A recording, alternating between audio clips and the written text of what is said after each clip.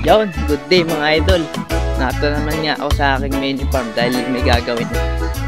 Hakutin ko na nga pala yung aking mga paso. Yung mga halaman ko na nakatanim sa paso. Dahil madalas na umuulan, malalakas pa mga idol. Lumalaki ng tubig. Malapit na silang abutin. Kaya naman hakutin ko na rito sa may bandang taas. Bago pa abutin ng tubig. Papakita ko sa inyo mga idol yung mga tanim ko na nasa paso.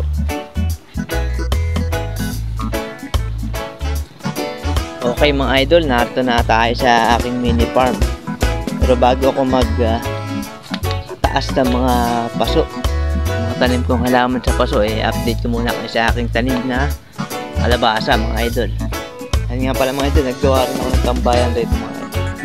Para pagkatanghali, sarap magtambay rito, maginhawa, matulog, tambay, kumain. Kulang lang ang lamesa para okay na okay na. Mga pala mga idol, ang aking talim na kalabasa. Ayan, malaki na. Marami pa rin mga nakatago-tago. Banda roon, meron yung bandang taas. Marami pa. Meron yung dito na ito, mga ating mga patola. Musubong na ulit. Salamat naman, nagbunga na ulit. Tagal-tagal na rin hindi nakakaani. Ayan ang kalabasa. Pinakamalaki itong kalabasa mga idol. Anim tuloy-tuloy yung paglaki. Ito naman ang ating mga na bagong lipat. Nilipat ko na mga talong natin. May mga bunga na rin yan. At naka-harvest na rin ako rito mga idol. Ayan, mga pwede nang i-harvestin yung mga pang-ulam na. Pagka gagamitin namin, pipitasin na lang mga idol. Ito na ating sili. Bunga na ulit. Ito na namunga na napakarami nung nakaraan. Nakailang harvest din ako rito mga idol. Ayan. At ito nga pala ang aking mga tanim na nasa paso na kailangan ko nang ilipat mga idol. Dahil malapit na silang abutin ng tubig mga idol. Nariyan ang tubig kasi nung mga nakaraan kasi napakalalakas ng ulan kaya napakabilis lumaki ng tubig. Itong lugar na ito kasi mga idol, taon-taon talaga inaabot ng tubig, lumulubog ito mga idol, saka kadalasang umuulan, inaabot ito, taon-taon ito mga idol. Kaya naman yung purpose ko, kaya ako tinanim rito sa paso para pagdating ng tag-ulan, madali kong tataas. Kaya naman yung iba ay naitaas ko na yan. Ito na lang natira ang aking tatas ngayon.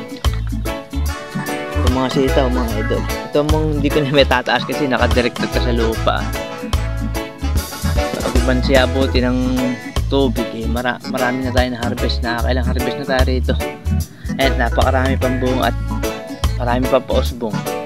Lalo bago lumaki ang tubig makaani pa tayo ng marami rito mga idol.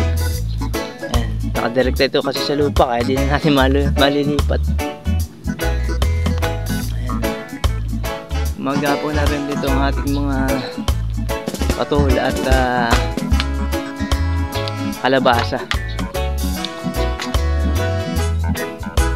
Naglagay na rin ako rito mga idol ng kulungan ng manok. Bala ko kasi alaga ng 45 days para sa aming pang-ulam-ulam at saka malapit na rin aming mga birthday. Kaya panghanra-hanra para hindi na bibilhin. Diba? Okay mga idol. Okay mga idol, yan na muna ang aking update dito sa aking mini farm. At ako muna ay maghahakot ng mga paso mga idol. Babalikan ko kayo sa mga susunod na ating pag-harvest, pagtatanim at pangingisda. Hanggang dito na lang muna mga idol. Maraming salamat. Bye bye.